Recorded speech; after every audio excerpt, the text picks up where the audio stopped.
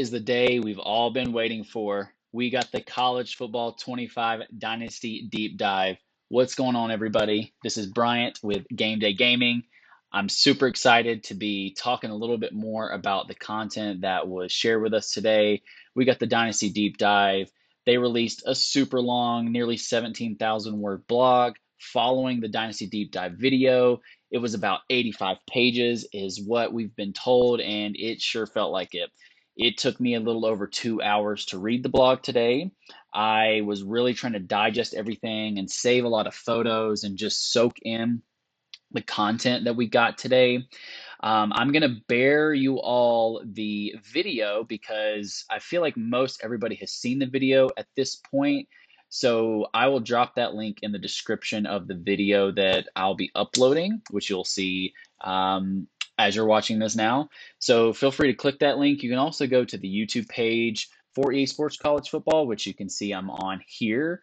And you can go to their website as well, where they drop the blog, and that's where we're going to be going next. So I'm going to pretty much be talking exclusively about the blog today. There was a lot of good information in the Dynasty Deep Dive video, so please go back and watch that video if you haven't already.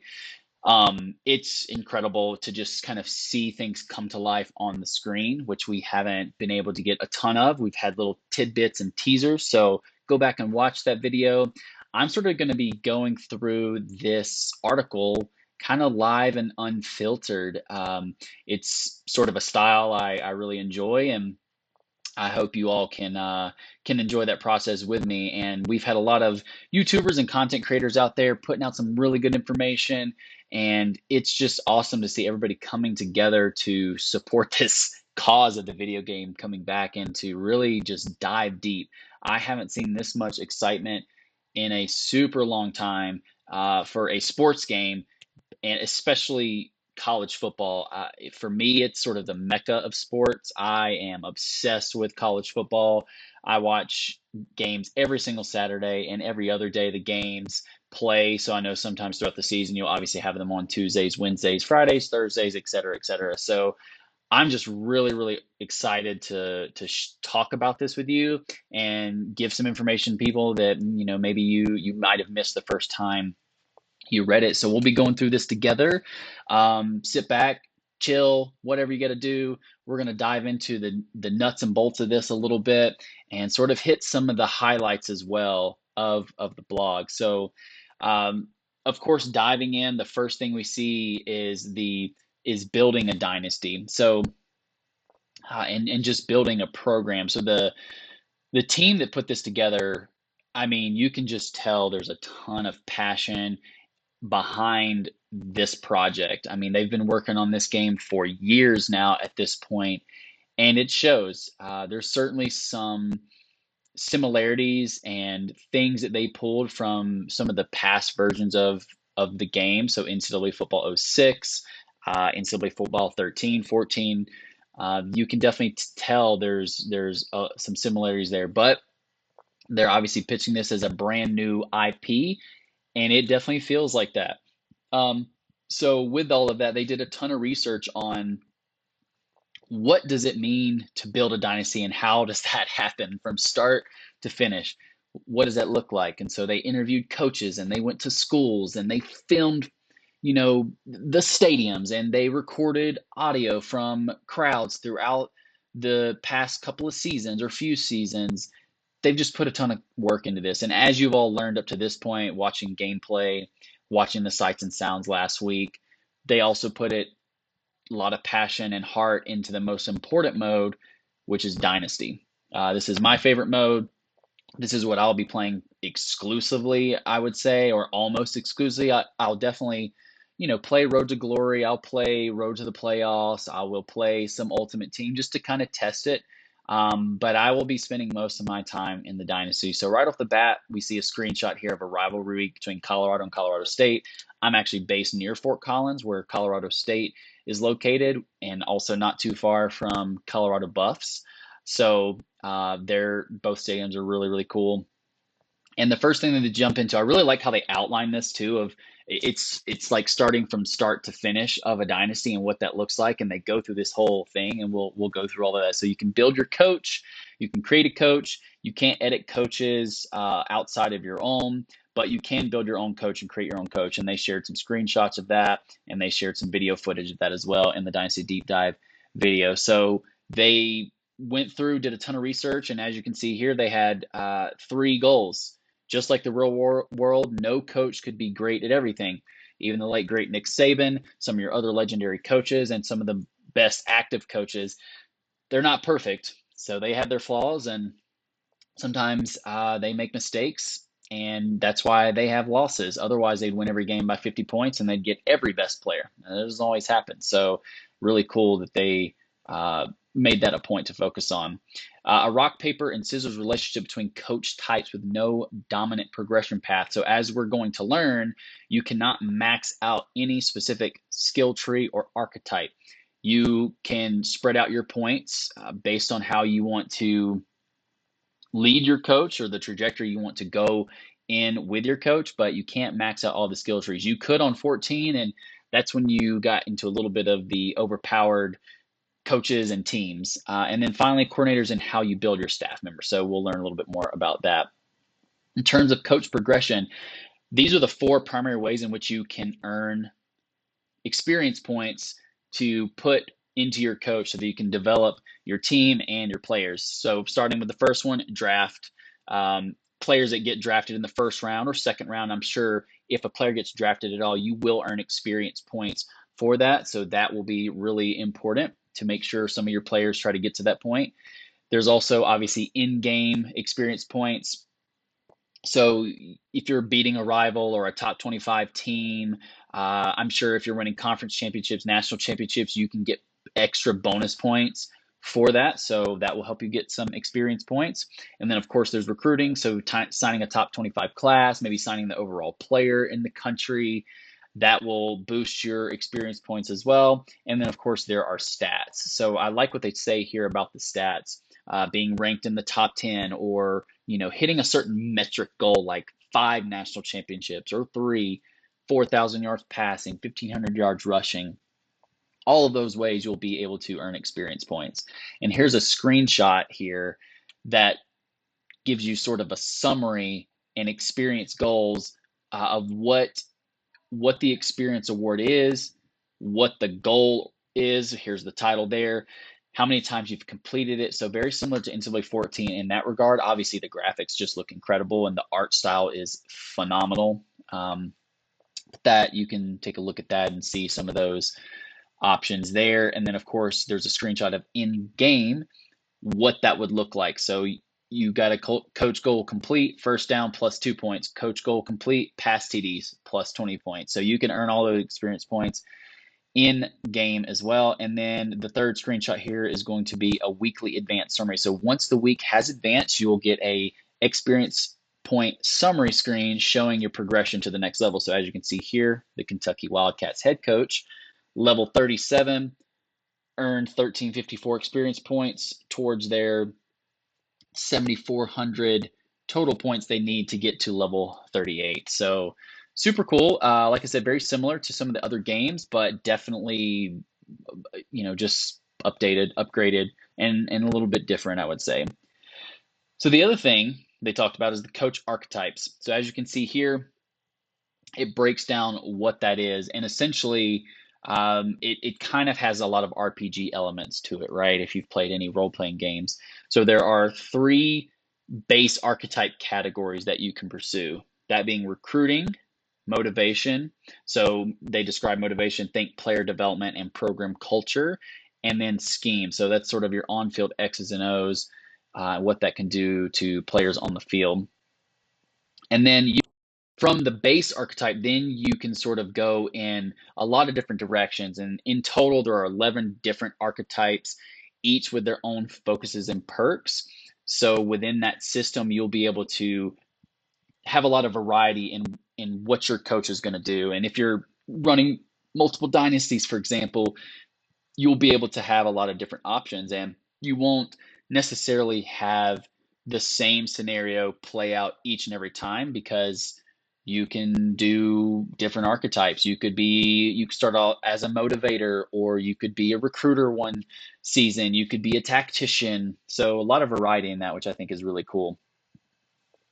And then it goes on to talk a little bit more on how you upgrade your archetype and what does it do. So it can be leveled up and progressed.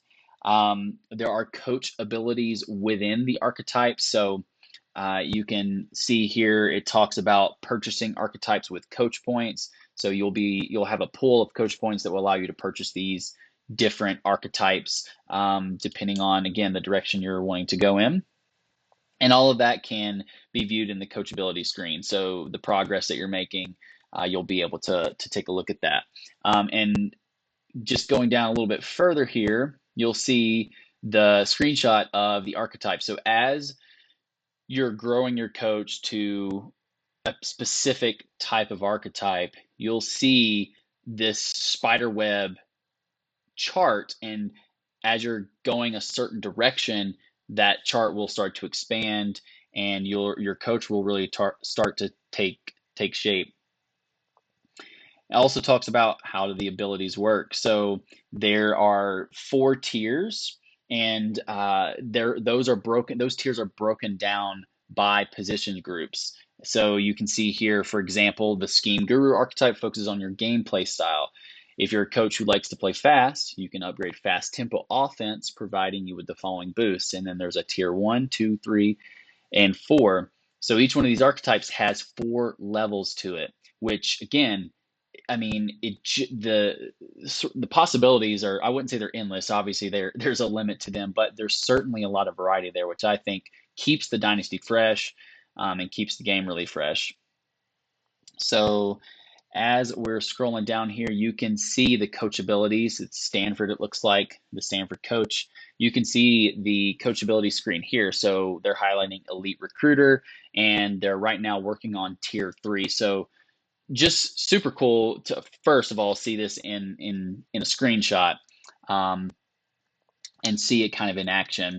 And that's for the head coach. Now thinking about coordinators, right? So obviously there are coordinators and head coaches, and it says right here both coordinators and head coaches have the same set of abilities and archetypes available to them. So no matter what coach you are, you do have the same set of abilities and archetypes available to you. But going a little bit further here, you can see it talks about all of the different abilities. So for example, if you're a head coach and you're really wanting to focus on recruiting, well, you want to build a team around you. It's no different than if you're a leader anywhere.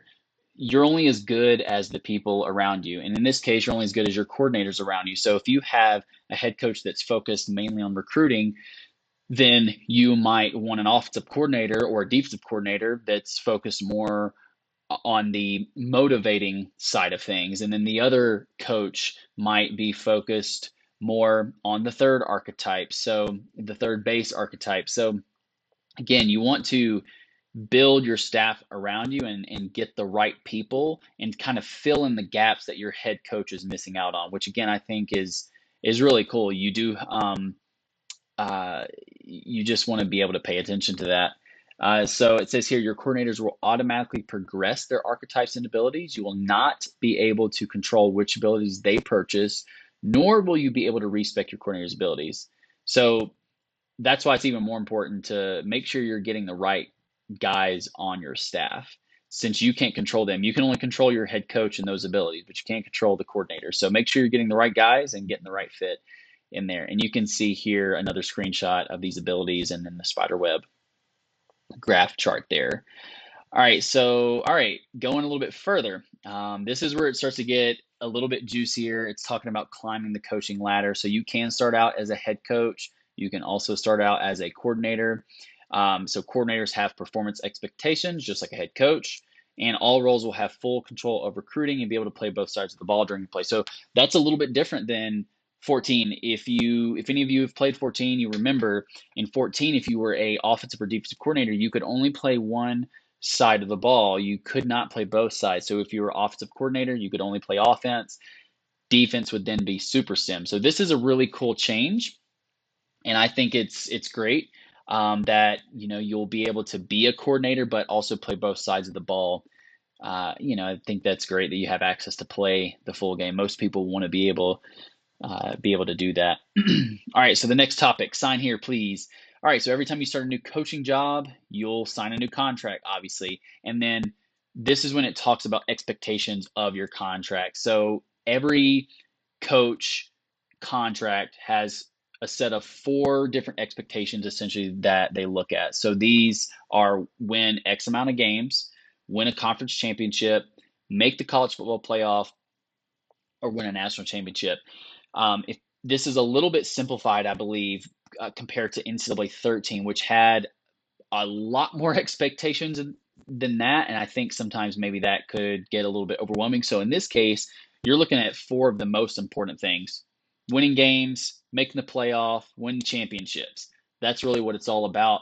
And depending on your tier, will determine how many games you need to win. So, if you're a 1-star or 2-star, 1 tier, 2-tier school, then your expectations are going to be a little bit lower than, say, Georgia or Alabama, where the expectation is national championship or bust. So really cool that that they went a little bit further on that. Also, job security is tied to this. So if you're losing, to a, let's say a really weak opponent, maybe a G5 team that, like Kennesaw State, for example, no offense to them, probably going to be a great team, but they're brand new to the division. They're brand new to Division One, and if I'm Alabama and for some reason I lose to Kennesaw State, that is really going to hurt my job security a pretty good bit. So all of that is tied together. Um, at the end of the contract, the school is going to evaluate whether or not they want to extend your contract based on your performance. So again, it's really important to win your games. I think at the end of the day, that's the most important thing, because that's also how you get to the playoffs as well. Okay, so here's another screenshot, kind of looking at what the coach contract looks like. So you can see here, Oregon 3-year contract, goal, win 9 games, and then it says, here's the results, here's what the job security looks like, and it outlines what the history has looked like. So what is the expectation already been to lead up to this point in the contract, which I think is really cool. Okay, Coach Carousel. So this is when it also gets really, really fun.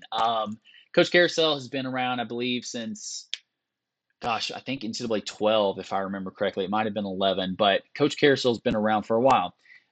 Coach Carousel is back again, and I would say it's better than ever, and there's a lot more nuances to it. So a few things I have of note. Number one being the Coach Carousel begins during conference championship week, and you can hire and fire coordinators during this week. So really cool information there. It says, how does the Coach Carousel work? Kicks off again during conference championship week. This is when all the contracts are processed, firing, extending, or letting coaches' contracts expire. You'll see here, if you are the head coach, you'll also be able to fire your coordinators during this week. So actually, I believe I misspoke. So you can fire your coordinator during this week, which, they talk about a little bit more. Once you advance the week and arrive in bowl season, the first round of job offers goes out. So that's when you learn a little bit more about the job offers. You can view your job offers. If you don't have any, there will just be Coach Carousel listed, and, nothing changes. But once that first week passes, that doesn't mean that there's not going to be any job offers, because it's a week by week process. So it's unlike the Coach Carousel before. In NCAA 14, it only happened during the off season, and it was only 1 week. Now it happens over several weeks, essentially during the season, which I think is great because that sets you up to join your new team before the off season, and we'll talk about that in a little bit as well. So another thing that it mentions here, again, I'm just kind of pointing out some of the highlights. You can manage the new team as the head coach during the rest of the carousel. So let's say you join a new team, you can still finish out your season with your current team, And then you can also work on managing your team on the new team that you will be joining after the national championship week, which I think is really cool because that's what happens in real life, right? Like a lot of coaches will sign a contract to be with another team before they're even done with their current season. Now, obviously, that can create some issues because there could be some distraction on focusing on your new team while also being on your current team. But that's kind of the reality of college football, and that's the chaos of the coaching carousel. It can change at any point in time once the season is coming to an end. So I think that is just really unique and adds a lot more depth to the mode. All right, so this part I thought was really, really cool. So, how do schools determine who they want to hire? This is where, if it works correctly and properly, I mean, it's just going to add another layer of depth that we've never had before. So it lists here the four or the following criteria here is kind of what a team will look for, and that's going to be level. So the higher coaches level, the more powerful they are, and the more abilities they have. Schools are obviously wanting to hire better caliber coaches. What scheme is a coach running? So are they a triple option team? Are they a veer and shoot team? If it's a team, say for example, like Oklahoma that's running the veer and shoot right now into Venables and their coordinator, then that might be the type of coach they're looking for if one of those coaches leave. Then you also have your archetype. Are they a recruiter? Are they a motivator? Are they more of an X's and O's guy? If that's something that they're focused on, they're going to probably pursue a coach in that archetype. Then you also have pipeline. So all coaches have a primary pipeline, which provides a boost in recruiting. So if you're Georgia, Georgia's probably going to be a primary pipeline. And if it's a team like, I don't know, let's say Georgia State, they might want to hire somebody from that staff that fits that particular pipeline. And then lastly, you have coach prestige. So what level of prestige is a coach? Are they a 1-star? Are they a 5-star? Obviously, the idea is to hire a better coach each time. So that will obviously play into the type of coach that the team is looking for. And then together, all of those form the school fit score, which is then used to generate a list of candidates for the job. So that is where it's so cool because it's taking all of that information and that data, lumping it together as the school fit, and then the computer coaches or teams are looking for somebody that fits that mold, which I think is just really unique and something we've not had before. So going down a little bit, it talks more about the domino effect and how that impacts the teams. And one thing that I thought was really cool from this screenshot here is you can see all of the fired and hired. Well, that's happened in every game we've played in the past. But one thing that has not been in college football, to my knowledge, is coaches retiring and coaches going to the NFL. So that's another cool, nice little touch that they've added to this year's game. You can have coaches that retire. I mean, if Nick Saban, for example, was getting really old, well, he retired. You could actually have that happen in the game. If you have a coach that's really getting up in age, they could retire on you, which is which is wild, but incredible. And then that obviously opens up the chaos of the coaching carousel. There's a few other screenshots here showing the coach carousel, sort of what that looks like. Memphis head coach. You also have, again, another screenshot of the coach carousel. This is Ole Miss screenshot. So just really cool graphics. I mean, like I said, it looks beautiful. Can't even complain about that. Talks a little bit more about managing your staff. So one thing to note, your head coach obviously has their contract, but then your coordinators have a 2-year contract by default. After the first year, they can be fired or what have you. After the 2-year contract is up, if nothing is done, they could renew their contract, and it even says that here, or they could be hired by another coach or another team, which again, super cool. Lots of variety there. Let's say, for example, you lose one of your coordinators. Let's say your DC goes and they play at another team, right? They sign with a different team. Well, now you have a vacancy. So once that vacancy opens up, you're going to be looking for a coach. So you'll, again, the archetype, the school fit will generate. You'll have a pool of candidates to select from. And then you're going to look at the coaches and see what your options are. You're going to put in an offer for a coach. Well, the coach might not accept your offer. So you put in that offer during that conference championship week. The next week, once you've advanced, you will find out if that coach accepted your offer or declined your offer, which again, I think is super cool because there's no guarantee you're going to get the coach that you want, that you're maybe your top candidate. If they reject, then you have to put in another offer for another coach. And if for some reason you go through those 4 weeks of hiring and firing coaches and you can't find a coach, like you don't hire anybody, then the computer will assign a coach to you and you'll get someone by default that fits sort of the mold that you're looking for, which I like that little wrinkle.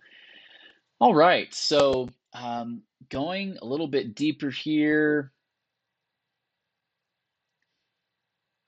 Yeah, so this just talks a little bit more about, the sending out an offer to a coach. You can see the staff management screen.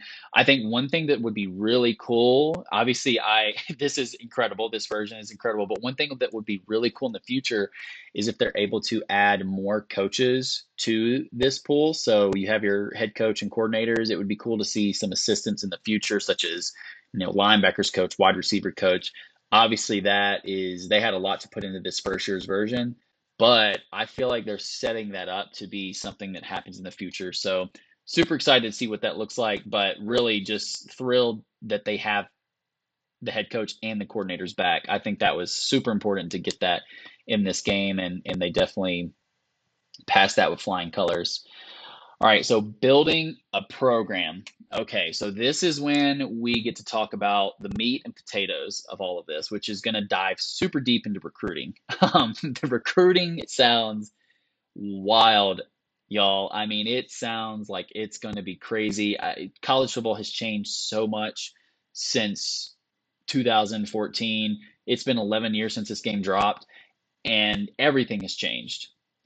Everything has changed. Conferences, there's the transfer portal now. You obviously have NIL, which is sort of listed as brand exposure in this game. No explicit NIL listed, but things have just changed dramatically. And with that, they put all of this in the game, which is just incredible. And so there are 4 core goals when building the program. This is what they wanted to focus on, and then they implement it into the game. So they wanted to humanize recruits by giving them unique needs and motivations that the player has to discover by interacting with the recruit, differentiate regions of the country, represent the different resources available to schools, and then make the transfer portal feel authentically unpredictable. And it sounds like it is. So they've implemented this new recruiting that they're calling staged recruiting. And I think it seems to flow perfectly. Like I said, I can't wait to dive into it myself and look at it. But it starts out with a discovery. So that's the initial, there's 3 stages. You have discovery, pitch, and close. Okay. And it's sort of similar to what real life is like. So it outlines what that looks like here. So in the discovery phase of this, you're going to find out which projects to target. So essentially, you're just getting to know the prospects, who's out there. You can search the recruiting portal, so to say. You can research your recruits just like you could in some of the previous NCAA games. You can search them by position and it'll outline all of that and find the 3-star, the 4-star, 5-star, 2-star, whatever it is that you're searching for. So you're going to have a lot of base information about those players. And then you're going to move on to the next stage, which once the recruit, let's say you found your pool of recruits that you want to recruit, okay? So you have a limit of 35 players that you can put on your board, and you've found your players. Let's say you got 20 guys up there that you really want to focus on. Once you've been recruiting them and those recruits have made their top 5 list, they've narrowed it down. Now it's time to pitch them. So you're really going to hit home and sell your school, sell your team, sell your atmosphere. That's the whole purpose of that. And the idea is to make sure that matches and aligns with the motivations of that particular player. And then, of course, the final stage is closing on the deal, right? Now that we've done all of that, we've invested all this time, we've built this relationship. We want to close the deal. And the way that you do that is you bring them on an official visit and try to close that out and leave that lasting impression. Once the official visit is over, they will then verbally commit to you. And we'll talk about commitments, National Signing Day, and all that a little bit later. So I'm not going to read the whole sentence for each one of these things listed below, but essentially every school is graded from D- to A+, and there are 14 different categories. And these are very synonymous with NCAA 14 and 13, I believe. So they have these school grades that were in there, which was great. And I'm loving that they've reinvented that and brought that back. And so there's lots of strengths and weaknesses listed here. So what you'll see for each school, there's playing time, playing style, championship contender, program tradition, campus lifestyle, stadium atmosphere, pro potential. The new one, I believe, is brand exposure. Okay, so that's really cool.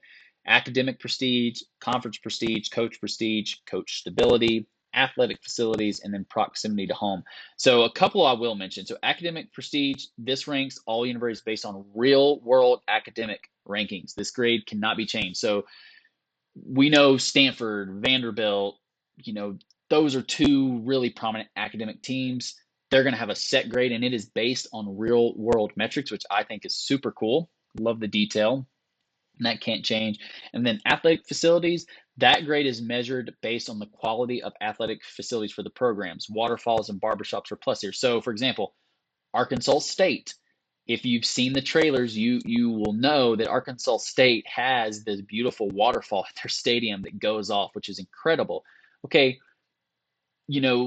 teams like Alabama, they have a robust player facility and player lockers and practice field. So you're going to see athletic facilities, I think real life matter. And so it's going to be really cool to see all of those different grades.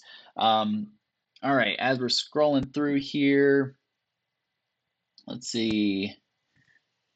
Okay, so this is just talking a little bit more about these particular grades and what all that looks like. It kind of breaks those down a little bit more.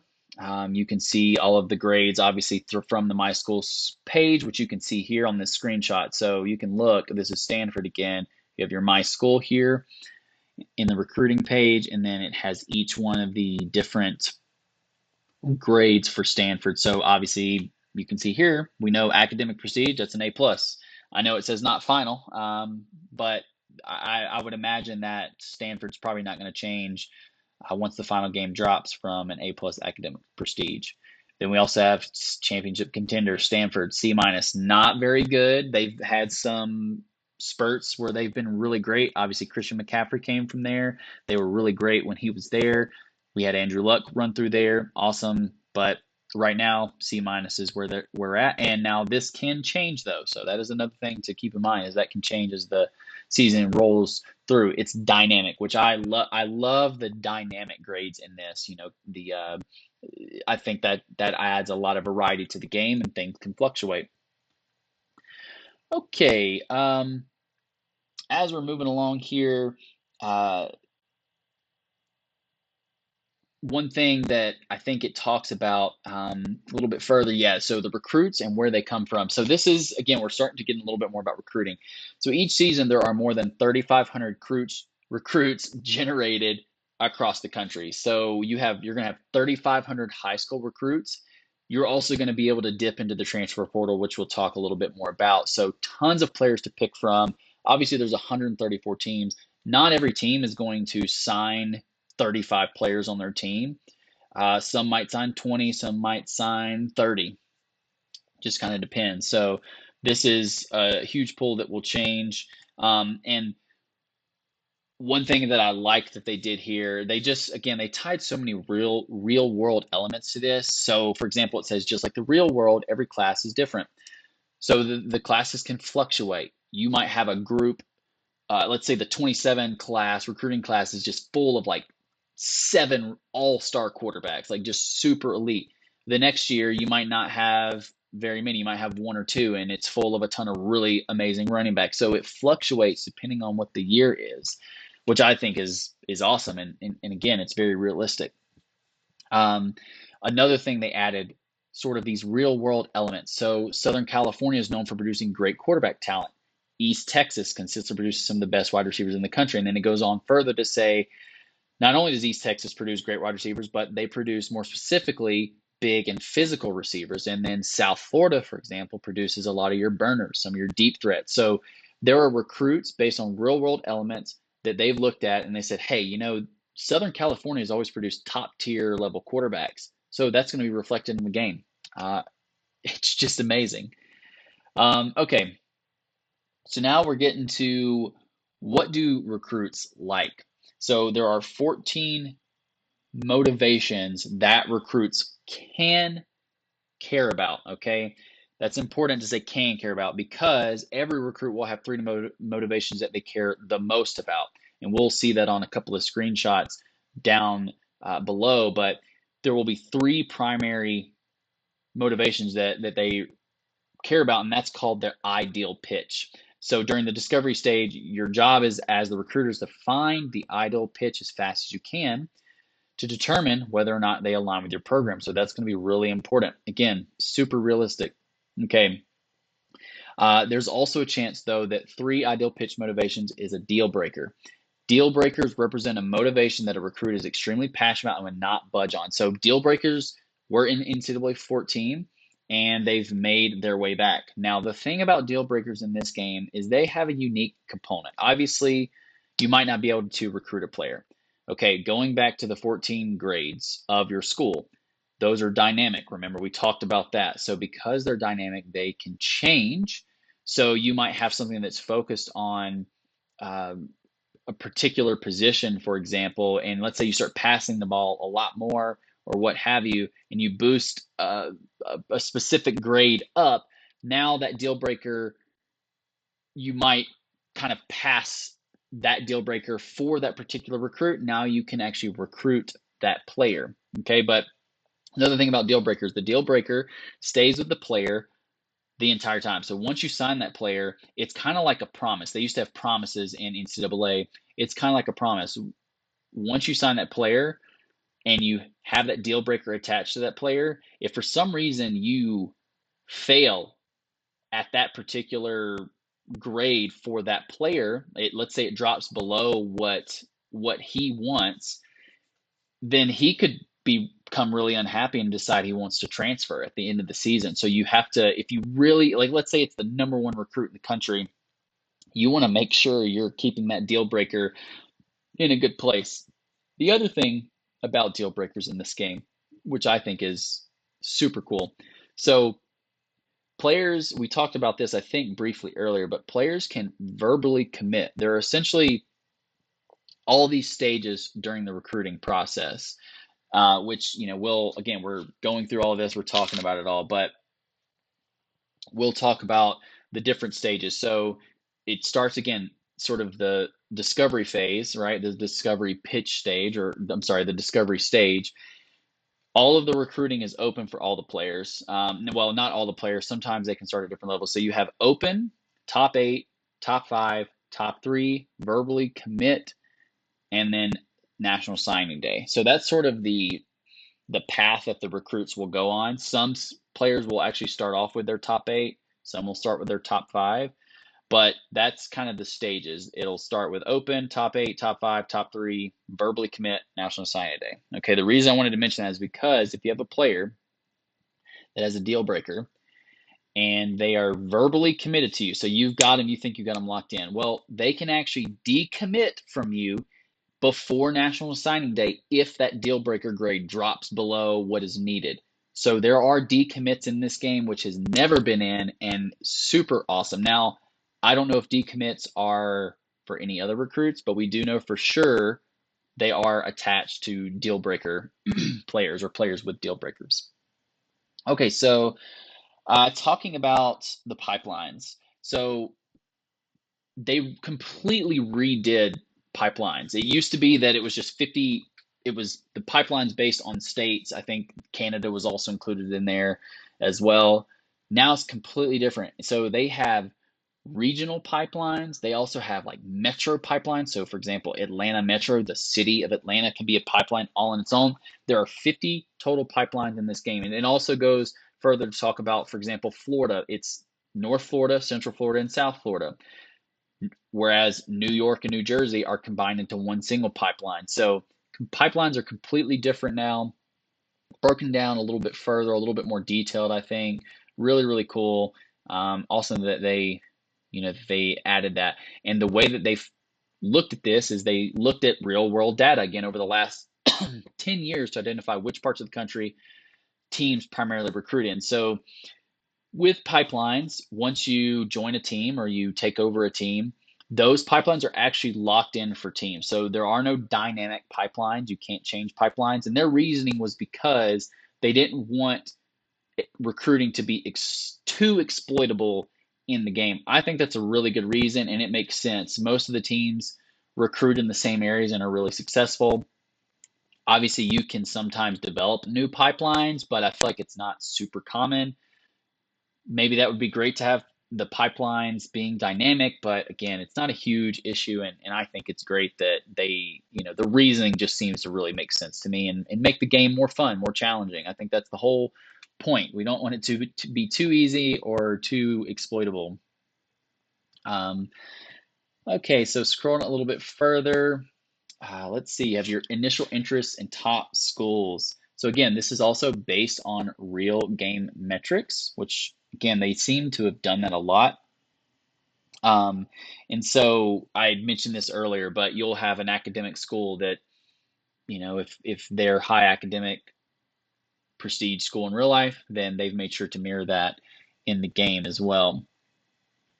All right, going further, this is where I talked a little bit about the recruiting pipe or stages. So it goes from open to top 8, top 5, top 3, and this is ultimate commitment. But again, as I mentioned earlier, there's verbal commitment before the signing days, which we'll talk about signing days a little bit more here. And you can see right here this screenshot of your weekly advanced summary. So we have recruiting update, Coach XP goals, my school update, lists several of the different recruits that are being looked at and recruited, and it shows here this player is committed. Again, it's verbally.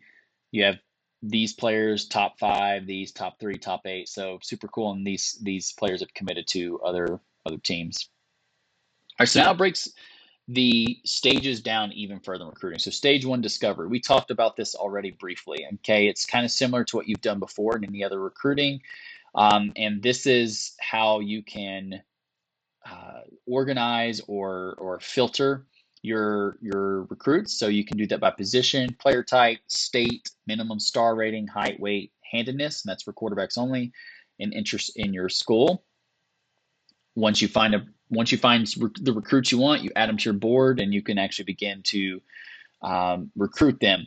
You also want to look at your team needs. So this is really cool because the screenshot right above this, you'll see all of these different positions, and next to it you have need listed in white with the red banner. So we know that outside linebacker, quarterback, guard, end, halfback. I mean, is this Colorado?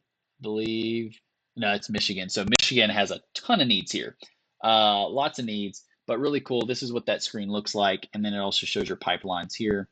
Again, just incredible detail. Okay. All right. The other thing it mentions about team needs. So this is also, I think, is awesome. So the players you need at a position will vary by scheme. So for example, if you have the veer and shoot, you need 10 wide receivers. You need a lot of depth there. If you're in a pro style offense, you really only need 6 wide receivers. So depending on the scheme that you're running on offense or defense will determine how many players you need at each individual position. Again, just another layer of depth, and also helps you keep up with what you need. Seems a little bit more realistic. One thing I will say here, and what I would like to see in the future, and maybe it's in the game. I mean, this is not final, so I don't know that, but I would love to see some of the real world defensive positions. So like Mike, Sam, Will, etc. I think that would be really cool to have that listed in the game at some point. If maybe it's in this game, I'm not sure, but I think that would be great. All right, so now it talks about recruiting hours. So the recruiting hours really get broken down, and so the amount of recruiting time you get depends on your team prestige. So, for example, if you have a 5-star prestige team, you're going to get 1,000 recruiting hours. Whereas if you're just a 1-star prestige team, you're only going to get 350 hours. So this is really separating the difference between the 1-star and the 5-star team. Used to in the old games, I could take a really low level, tier 1 team, and I could sign a few 5-stars in the first season with very minimal effort. That's going to be extremely difficult now, and they've also taken out things to where you can exploit that. Again, if all that works properly, that's going to make building up those tier 1 teams really, really challenging, which I think is what some of us are looking for. Another thing is, so some of your recruits have a different amount that you can assign to them. So, for example, down here it says the default maximum is 50 hours, but it can be increased to a maximum of 70 hours with it always be recruiting ability for that position. So that's each prospect, that's their maximum number of hours that you can assign to them each week. So again, you have to be the determining factor of how many hours do I give this guy? Do I give him 10? Do I give him 5? Do I just dump 50 points into this person? If it's a guy you really want, you might want to do that, especially if you're a low level tier one team. All right, so recruiting board, pretty simple. I'll just go down to the screenshot here. You can see on your left, you have your recruiting board and it lists all of your prospects, their names, and then kind of where you're at in the process. So you can see here, this particular screenshot, we know that we're in the top 5 for this player. We're in that stage right now. So we're not quite at top 3 just yet, but we know we're in this stage. So we want to stay inside this top 5. And ultimately, we want to make sure we get to top 3 so that we can make this next cutoff. So as the season progresses and as the recruiting process moves on, you got to make sure you're staying on these players, or you could fall outside of that top, and then you're no longer considered.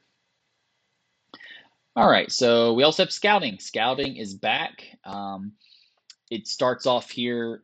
You can see all of these different question marks. So scouting in the preseason, you can scout your player and you can offer them scholarships. Once you actually get into the regular season of the game, you can then actually start to recruit them and assign visits, things like that.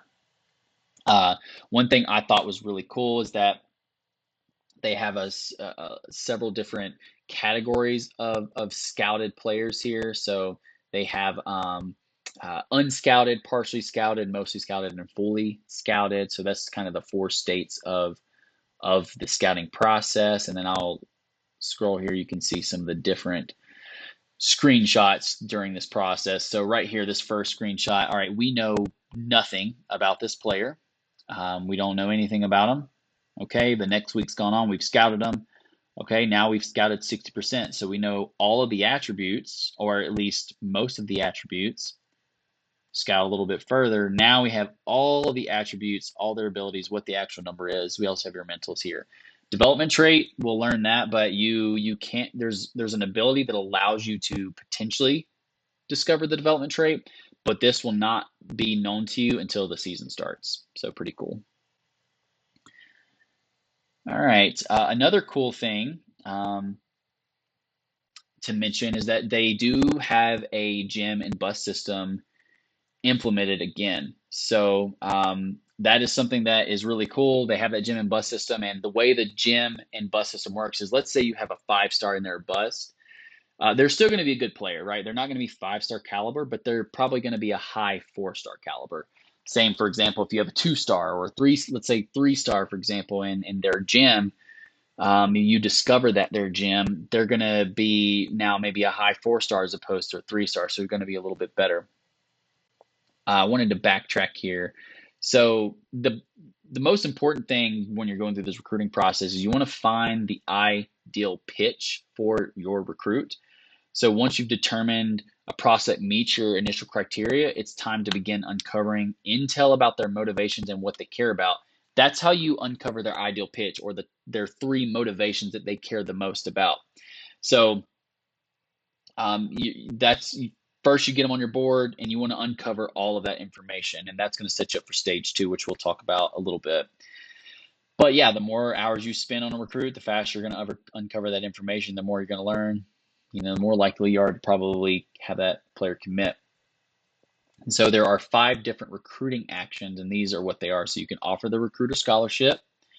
And this is during the discovery phase. So you can offer them a scholarship. You can search social media. Okay, it's really cool. You can DM the player. You can contact their friends and family, or you can send the house. Each one of these things, each one of these recruiting actions are going to uncover different motivations for the player. Remember, they have 14 total motivations. You're trying to find their ideal pitch or their 3 favorite motivations. So doing all of these things will speed that process up. Obviously, if you send the house, send all the coaches and everything, probably more likely to find out what some of those motivations are. And then they won't be question marks anymore, and you'll know. All right. Okay, so now we're in stage 2. Okay, so the 2 main points of stage 2 is you're trying to pitch the university to the player, right? You're trying to pitch that team to them. There's a soft sell and there's a hard sell. Okay, one thing, or I guess a couple things to note is the soft sell is best when you have some idea of what the recruit is motivated by. So if you don't know all of their motivations or maybe their ideal pitch, you don't want to hard sell that player just yet. You want to soft sell because you're still trying to figure out what those motivations are, okay? Once you know all of their motivations, let's say you find their ideal pitch, their 3 favorites, then you want to hard sell on those 3 motivations so that you're more likely to sign that prospect, sign that player. You can also sway these pitches, okay, or sway these motivations. So let's say there's a recruit that your school has a really great grade in. Let's say it's campus lifestyle, okay, and you want to have something that mirrors that for the player, but they're not quite there. You can actually sway that particular motivation for the player to match your grade, and you can actually uncover an ideal pitch for that player and increase your chances of actually signing the player. So pretty cool that you can sway players and sway their mind hopefully to your guy. And here's a couple more screenshots. As you can see here in the screenshot, this is perfect. I'm glad they're showing this. Here's the ideal pitch. Athletic facilities, check. Brand exposure, check. And pro potential. So that's the 3 most important things to this player. And fortunately for our team, which is Alabama, Roll Tide, it's A+ athletic, A+ brand, and A+ pro potential. So we're going to hard sell that super hard in stage 2 and make sure that he is in our top 3 coming up. So we're in a good position right here with this guy so far. And then, of course, the final stage is closing. So this is the most important stage, is the critical stage, right? So during the closing process, there really are 2 main parts. There's scheduling and inactivity, okay? And I would say the most important thing is you're wanting to schedule official visits, okay? So a recruit can take an official visit on a home game or during a bye week. If they come, and those are kind of dynamic. If they come during a bye week, there's really no risks, but there's no extra bonus awards.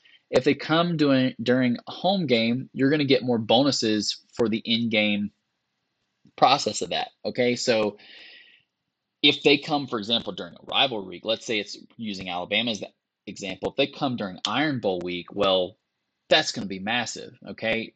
If you win that game and the player sees that and they're in that atmosphere, you're going to get tons of bonuses. Whereas if they come for, let's say next year Alabama's schedule, they have Wisconsin. Wisconsin's a big game, but not a rivalry, right? So not quite the level of a rivalry week. The player's not going to have as many perks or benefits to coming if you win at that game. Now, the flip side to that is if you have a player come during, let's say, an FCS opponent, and you lose that game, you're going to suffer a huge penalty for losing when a player comes. And the other thing's talking about visits for your players. You can have a max of 4 players visit your team per week. Okay, it used to be unlimited. In NCAA 14, you could have 15 people come one week Um, they did bring back the complimentary and competitive visit. So that is something they've brought back. A complimentary visit could be something like a quarterback um, comes with an offensive lineman. A competitive visit would be, let's say you brought three quarterbacks to one visit. Well, you're going to have small deductions in points and that recruits experience, okay? Because there's only going to be one quarterback that starts on your team, whereas you can have several offensive linemen that are starting on your team. So that's something to think about as you're going through the recruiting process. It's really important to figure out when do you want your recruits to come and what recruits you want coming during the weeks, because you ultimately want to have them have the best experience possible so that you have a higher chance of signing them. And here you can see a few more screenshots. So I just love this graphic showing this player, Brian McCadley from Baltimore, Maryland, has committed strong safety to Alabama. Just, I think it's such a cool thing that it shows that and kind of highlights that. Really, really cool. Okay, so moving right along, talking about the transfer portal. So as we know, the transfer portal is in this game and it is pretty in depth. You can persuade players to stay at your school and prevent them from leaving, but you do have a cap on how much you can persuade a player, unless you have certain coaching abilities where you can sway them more. So if again, we talked about deal breakers earlier. If you have broken a deal breaker with one of your players, they're really likely to transfer because you broke a promise to them essentially. And so it's important to uphold those deal breaker promises. Um, it also talks here, higher overall players are more likely to go pro and enter the draft. You can persuade players from going pro. So after 3 years, they're going to have the option to do that if they're a good enough player. Um, Again, it talks about persuading the players here. Let's see. So this is really cool too. You'll actually be able to see the pro draft results. It'll show you what round they went in and all of that. So I think that's going to be really cool. And here's a good players leaving page. So it shows the projected round for this player and then why these players are transferring.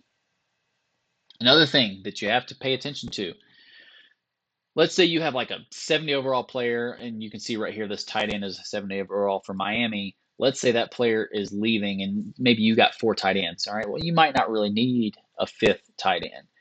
Well, you have an 85-man roster limit that you have to meet, and so we can confirm 85-man rosters are in the game right here by EA. It used to be 70, so that's a 15-player increase from NCAA 14, which is super awesome. We have 85 players now, so the roster is going to be more in depth and maybe harder to manage. But let's say you have a player that's wanting to leave, you don't have to persuade them. You can just let them go because remember, you're trying to meet your 85-man limit. Okay, this talks a little bit more about the transfer portal and talks about National Signing Day. So off-season recruiting lasts 4 weeks. So we know, I think on 14 used to be in the past, but now in college football 25, the off-season recruiting lasts 4 weeks in total, and transfers will make their final decisions at the end of National Signing Day. So love to see the expanded recruiting during the offseason. I think that adds a lot more depth to it. It's a lot more realistic. So that's really wonderful news there. Let's see. One thing that I'm super excited about in this game is they have early signing day and they also have national signing day. So they have both signing days in the game. Used to, it was just one signing day and that was it, and it happened in 1 week. Now we have early signing day, and early signing day will happen at the end of the season, which I think it talks about that here. Um,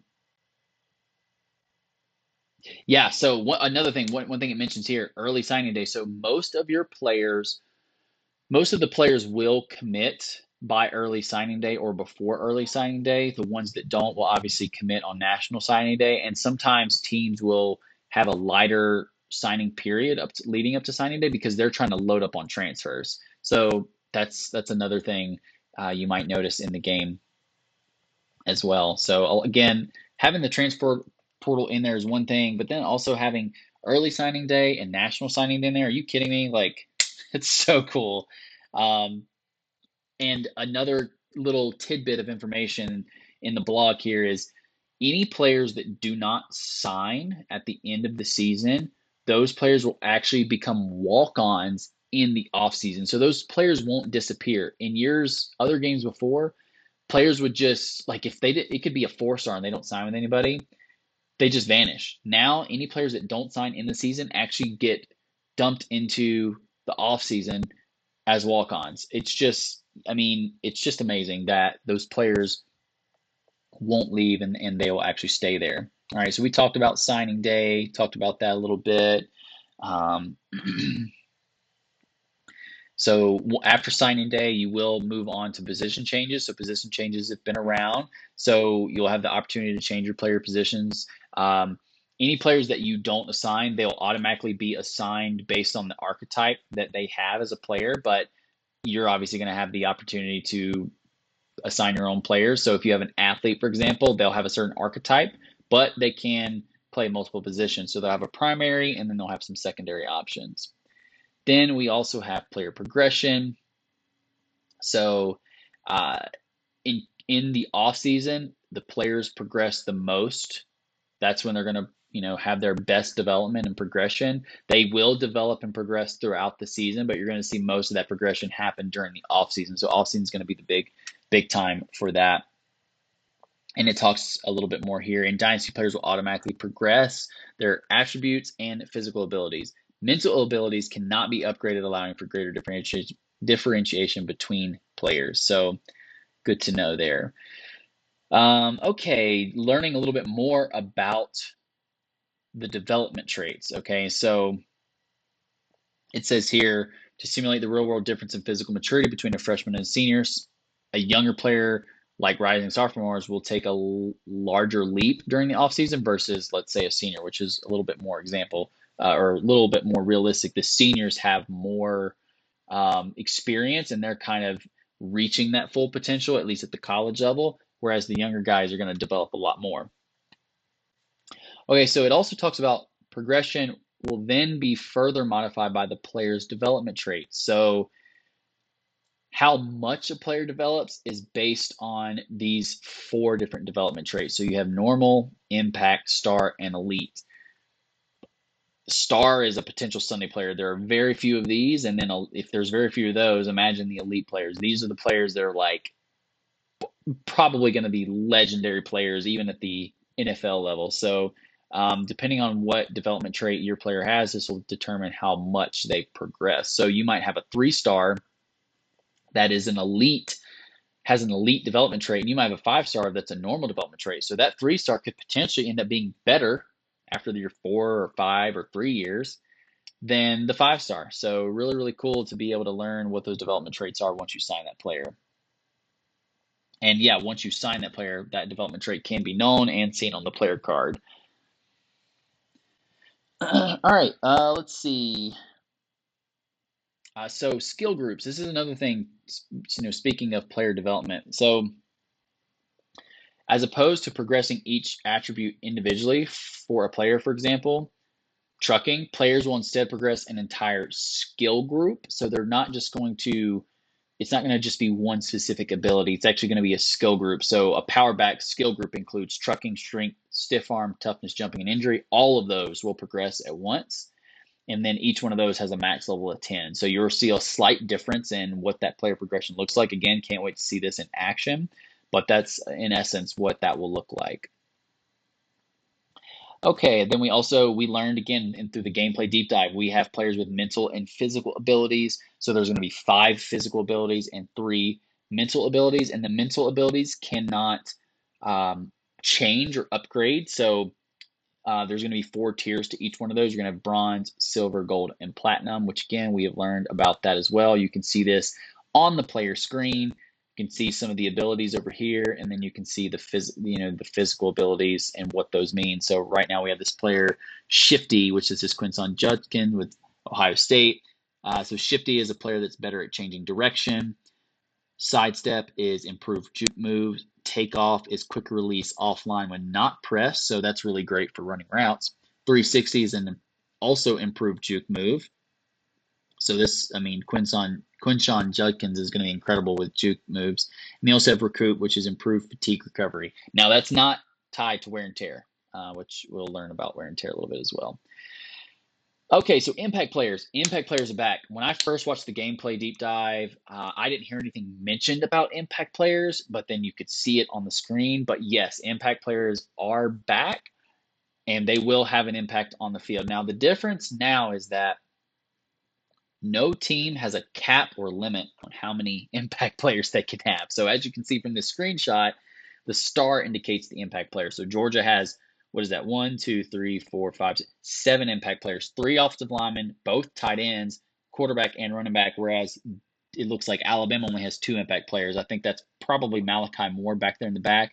And then I believe that's Deontay Lawson right there. So only 2 impact players on the defensive side of things, which is wild to me. I mean, you could have a team like Georgia just absolutely dominate everybody with all those impact players. Another thing we get to look at, we have the ticker here. Big 10, Maryland, 45, Indiana, 34. So you get to see the ticker right there. I don't know that anybody's mentioned that, but maybe they probably have. But you can see right there, there's your ticker with some score updates. Okay, so managing wear and tear is the next thing we're going to talk about here.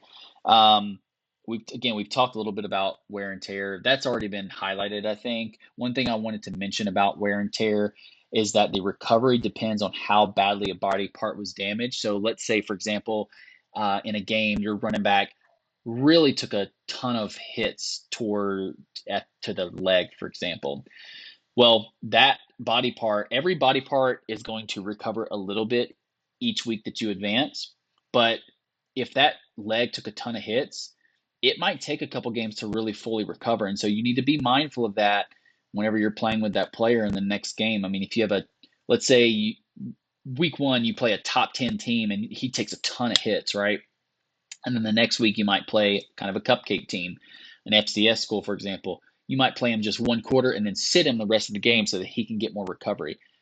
Okay, let's say he took a few hits to his arm, but it's not badly damaged or anything. Well, you'll definitely want to, the next week that should probably fully recover and you won't really have to worry about that. So it's really like each body part has essentially hit points or HP, and you have to monitor that and determine how you want to manage your roster. Do you rotate your backs more in a game where you lean really heavily on one of your starting running back, and now maybe the next game you want to rotate your backs a little bit to take the wear and tear off of your starter? You might want to monitor that. And you can see wear and tear obviously impacts your player's ability. So we're looking here at Donovan Edwards. His left shoulder is in the yellow and has taken several hits, kind of he's got some slight damage there. But because of that, he has -3 break tackle, -3 catching, and -2 carrying. So his abilities are taking a hit. So you have to be mindful of that. You might have what you think is like a 99 overall player and they're really great at everything, but because of the wear and tear, now they're not as good. Okay, so moving along. It talks about the world of college football. So now we're talking about the playoffs. So this year, obviously, the last time we played a college football video game, if you haven't played Revamped, there was no playoff system at all. And we went through the whole 14 playoff cycle before getting a college football game. So now this year, for the first time, you have the college football playoff. It is in the game. And one thing they mentioned, so they have their computer system that sort of comes up with who's going to be in the playoffs, and it's based on like ratings and all of that. But another thing that determines the playoff in this video game, school and conference prestige can impact the rankings. So I don't know. Do we have some bias? I mean, if you're an SEC or a Big Ten team, those are going to be top level prestige, and that's going to factor into where your team ranks. So if let's say you're a 3-loss Georgia team and you have a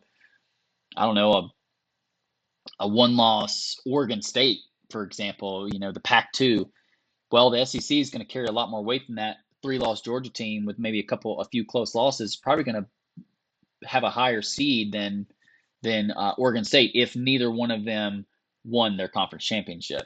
So they have the real world seating and everything. So I encourage you, if you haven't gotten up to speed on the 12-team playoff, do some research, look that up.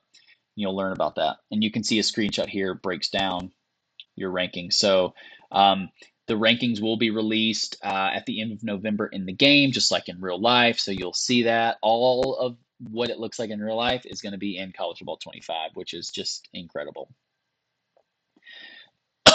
Okay. Moving right along, like I said, it's just talking more about the 12-team playoff and how they implemented it. Again, it's mirroring real life scenarios pretty closely. Another thing. So now we have, conference realignment that will be in the game.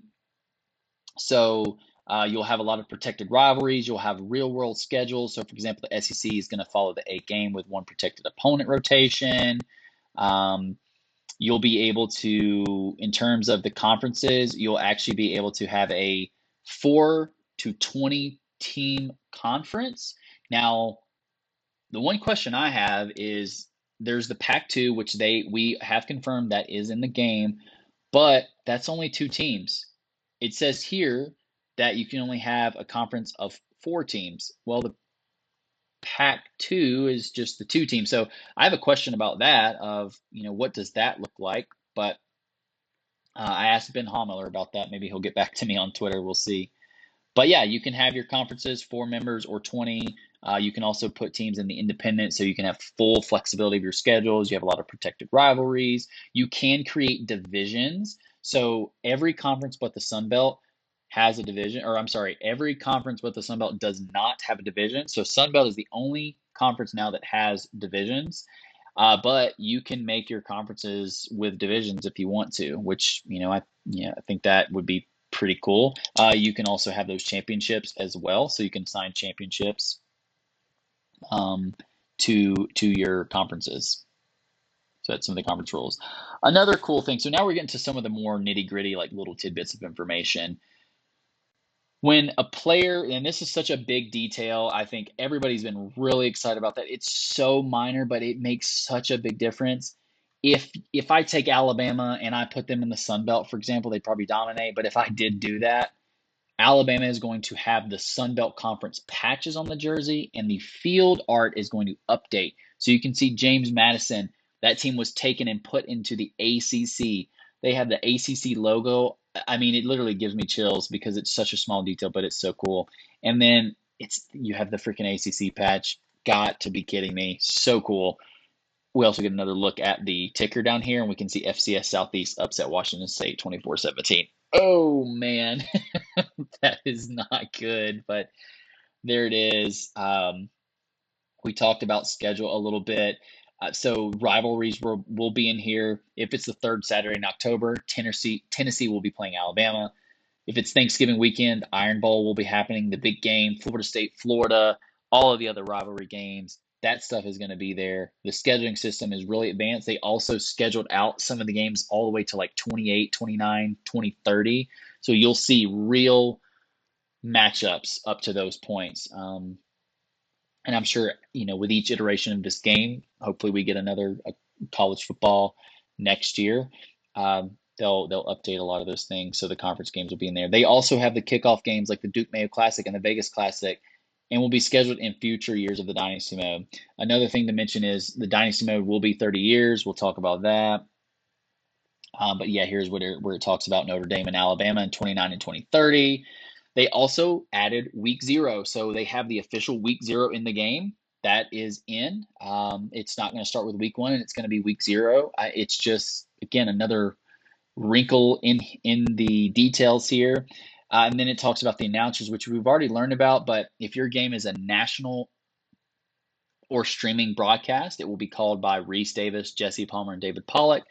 And then if it's the game of the week, or if it's like a playoff game or a big, I believe a big playoff game or a championship game, it will be called by Chris Fowler and Kirk Herbstreit. All of those guys put hundreds of hours into recording, so it's going to be extremely dynamic. Can't wait to hear it play out. You can also set your schedule. So you can do custom conferences. You can do custom non-conference schedules. So that is back in. If there's, it says here, if there's a lock, that means you can't edit that part of the schedule. Very similar. You can see a screenshot there. Again, talks a little bit more about schedules. Okay, so here at the end, we're wrapping up. So Team Builder is in Online Dynasty, so you can import up to 16 Team Builder teams in a private online dynasty. It has to be a private online dynasty, not an open one.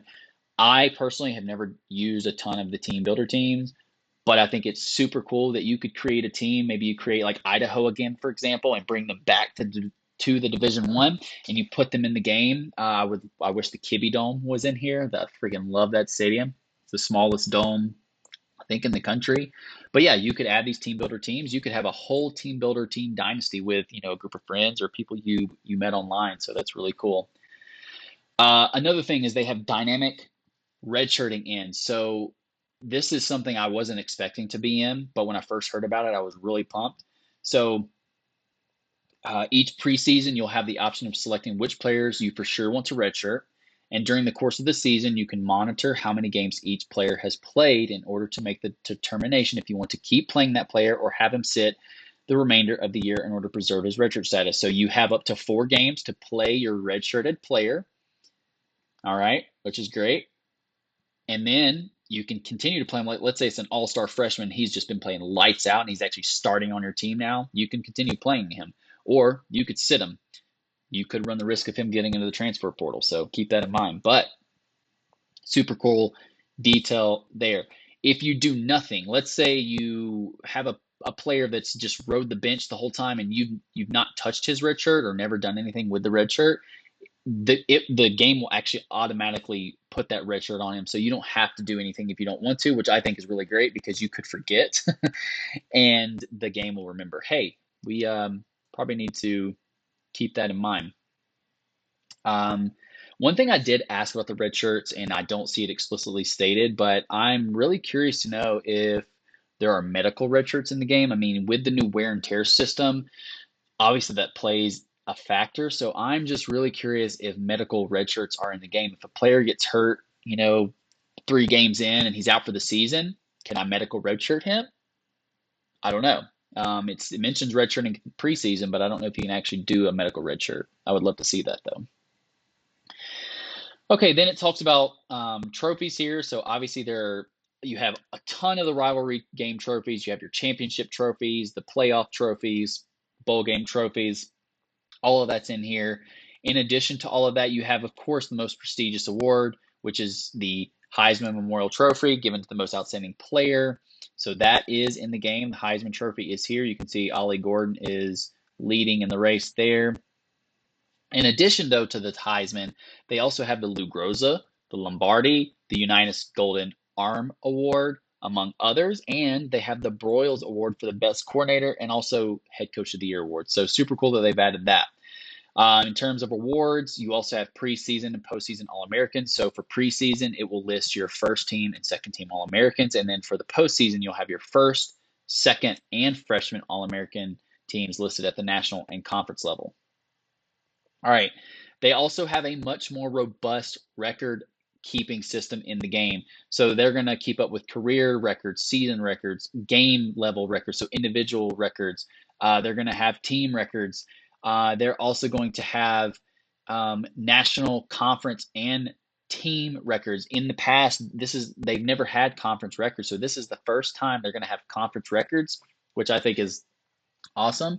You'll also be able to keep up with career stats over the length of your coach's career. And again, it's just another layer of depth there that I'm just super glad to see is in. I don't believe 14 had a really robust record keeping system. So really great. Another super cool but small detail. They have pride stickers in the games for all the teams that have pride stickers, which I'm really excited, and they're dynamic. So as the game goes on, you will see these pride stickers change. So you can see here, Florida State has their pride sticker there.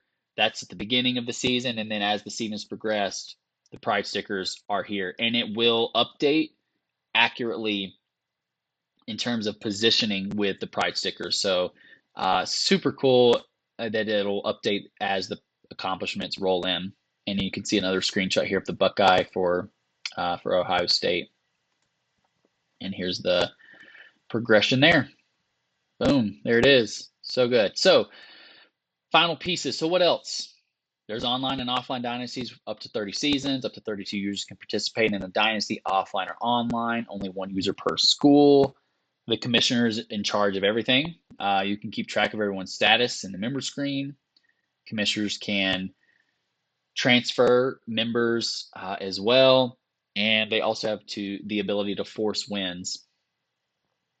So that is my breakdown. Again, I wanted to keep it raw and unedited. As a new dad, I'm just doing it this way, and I think this is what I like to do. I like to talk and engage with people. I hope that if you haven't read the deep dive, go back and read every little detail. There's so many little nuances that I didn't mention in there that are going to be great. And there's so much more that we don't know. Go back and watch the deep dive video. I plan to watch it again. I'm going to probably continue to read through the deep dive blog as well. But I just really appreciate you taking the time to sit here and listen to me talk about all of this and go into a little bit more detail, touch on this. I also encourage you to go check out other people's videos, learn a little bit more about the game, see what's out there. We have still so much more information. I believe Road to Glory is the next deep dive we're going to get. We still need to learn about the road to the playoffs, the college football playoffs mode. We still need to learn about Ultimate Team. We also need to learn more about Team Builder and the Team Builder website. So lots more information to come. I will be creating more content and coming in with more content. I'm also going to be streaming the game the day it releases on Twitch and beyond. I will be posting more content to my YouTube page. Hopefully, I can edit more videos in the future and put more information out there. But super excited this game is coming out. Really appreciate your support. Feel free to subscribe to my channel, and you can also follow me on Twitch. I look forward to talking to you soon. Hope you guys have a great rest of the day, and we'll chat soon.